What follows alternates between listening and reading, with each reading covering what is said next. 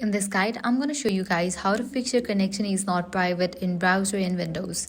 Let's get started. First thing you want to do is launch your settings. Now navigate to the option Time and Language.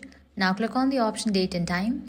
Here you're going to find this option Set Time Automatically. Toggle on for this option. This can sometimes resolve the issue if it's caused by incorrect system time.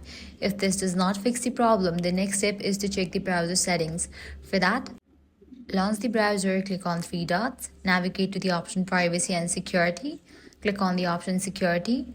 From here, turn off the option for Always Use Secure Connection. Another potential fix is to modify the URL in the address bar. Try removing the S from HTTPS and reload the site. These simple steps can often solve the problem and restore access to website. And that's it. If this guide helped you out, do not forget to like, share and subscribe.